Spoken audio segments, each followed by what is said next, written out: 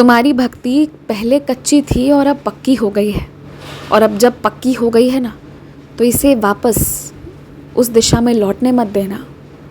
बस मैं आशा करता हूँ कि तुम मेरे इशारों को समझ जाओगे। ईश्वर को मालूम होता है कि भविष्य में क्या होने वाला है, और इसलिए पहले ही वो उस तरह से तैयारी कर लेते हैं ताकि तुम्हारी भक्ति में भी कमी नहीं आए, और तुम जिन परिस्थितियों का सामना करो उसमें भी तुम्हें हिम्मत मिलती रहे। और यही सब कुछ तुम्हारे जीवन में भी हुआ है।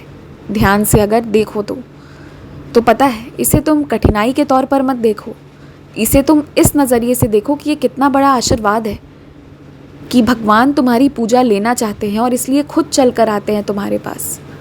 ये आशीर्वाद भी सबको नहीं मिलते। तुम सच में सौभाग्य हो, सच कह रहा हूँ मैं। सौभाग्यवान सौभाग्यवती छोड़ो, तुम तो सौभाग्य हो। तुम उस घर के लिए सौभाग्य हो जहाँ तुम आए हो, क्योंकि तुम्हारी भक्ति ने ही उस घर पर बहुत सकारात्मक शक्ति को खींच लिया है। तुम जिसकी ज़िंदगी में भी जाते हो ना, सौभाग्य बनकर जाते हो, और तुम्हारी खुद की ज़िंदगी भी तुम्हारे लिए सौभाग्य है। तो इस बात को हमेशा याद रखना, क्योंकि मैं कह रहा हूँ तो मुझ पर विश्वास रखना।